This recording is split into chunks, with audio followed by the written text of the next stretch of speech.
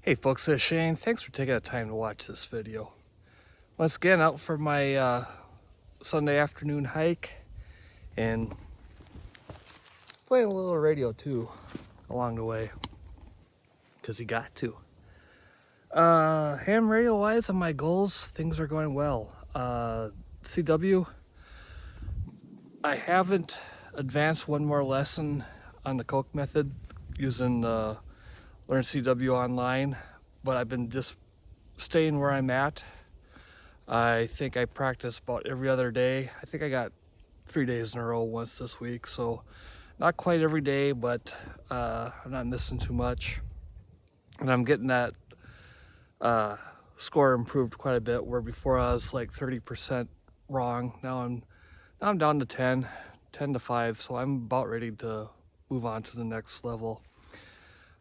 Speaking of next level, next week, tomorrow night, I'll be hopping on Long Island, the Long Island CW Club's Zoom meetings for the first time, so a little nervous about that, but that's just what I need. Some more kick in the butt to get going on this. The other thing that's been on my mind this week, as a lot of people, is some of the weirdness going on with some cyber attacks. It looks like there's some pharmacy network that was being interrupted, and then a lot of AT&T customers lost self-service, was it Wednesday or Thursday of last week, for a period of time. And you're hearing all kinds of things on the cause of that. A lot of people there's not a lot of information out that I've seen that's credible, so people are connecting the dots like we will. And it could be anything from just the network not being as robust as a lot of us always say. Our infrastructure isn't that great. Human error on the part of AT&T, someone flipped the wrong switch or what have you. Or it could be a group of asshole hackers being assholes, or it could be another, a cyber attack by a foreign government that doesn't like us, which there are a few. Who knows? Could be a combination of those things. I'm not going to waste too much energy trying to figure out what went wrong, because all those are very viable options, and there's a good chance that at least some of those will happen again in the near future. So you see that on the socials and everything. A lot of the ham radio groups that I'm following and part of, you see a comment a lot of along the lines of, well, my radio still works. And that, sure, but does it really? You know what I mean? Even HF with some of the sweet digital modes, JS8 call and WinLink and stuff like that, you can make targeted contacts fairly easily with those things. But can you do them on the fly? Like a cell phone or a landline, where you have family and pick a city anywhere in the world, and there's something going on there, whether it's an earthquake or a fire or a terror attack or something. You can pick up a phone, punch a few keys, and be talking to that person.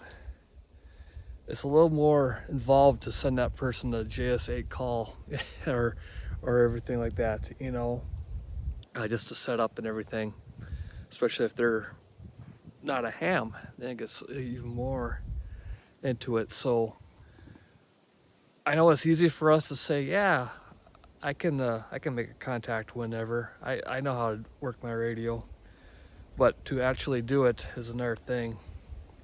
So I've been thinking more and more in terms of local comms and when I'm remote and stuff. Not necessarily just with radios, but with protocols and standard procedures basically for friends and family that, to check in at these times by means that we have. And, take a lot of the principles that some of us solo hikers do, where we leave an itinerary with people where we'll be, where we the timing of everything. I think we used to do that a lot, 20, 30 years ago, before, it wasn't too long ago. I mean, I still have family members that grew up that didn't have a phone. I mean, not a cell phone. I mean, not a landline. They didn't have a phone in the house. And they still managed to keep track of each other. So I'm thinking more in lines of doing old school stuff like that. And obviously, ham radio is going to be a part of it. But we gotta get away from the illusion that when the world collapses, my radio will save the day. It might, but it might not. You might need more tools. So, and then as I've mentioned before, like with some of my Meshtastic videos and stuff like that, I'm focusing a lot of my effort on that and GMRS radios to get a lot of the like-minded people better set up for comms. I've tried for 5 years now to get some people to get a ham radio license, and it's always been, yep, I'm on it, I've been studying, but they're not there. But they can be up and running in GMRS. If I keep saying GPS, they can get up and running in GMRS in an hour. So that's the route to go. I'm looking at building my own infrastructure and set up a GMRS repeater, expanding the mesh network for Meshtastic around here. I'm starting to get some interest on that because that's, as I said before, is super easy. So regional comms, local comms, if every cell network and the internet went away, I think I would be fine. It's that long distance travel thing that could get a little sketchy. And it could mean that we gotta do more and more of the boring stuff. The folks like me who consider ourselves preppers and, kind of taking that turn back from the doomsday prepper thing, where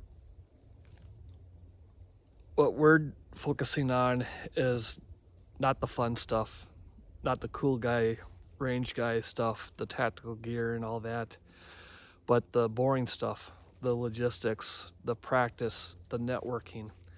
And that's where the comms come in, is network. Get to know other people with an extra license and general license who are good at targeted contacts, and start building networks where we can effectively relay messages to people instead of just, throwing out a call and hoping somebody will relay your message to somebody, hoping that they'll email somebody or call somebody for you.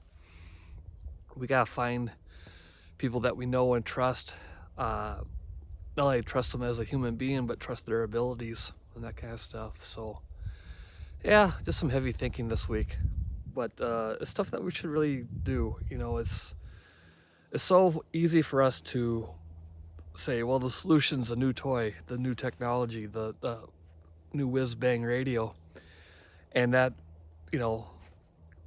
trips the endorphins or whatever in our brain and makes us happy, but doesn't make us better off all the time.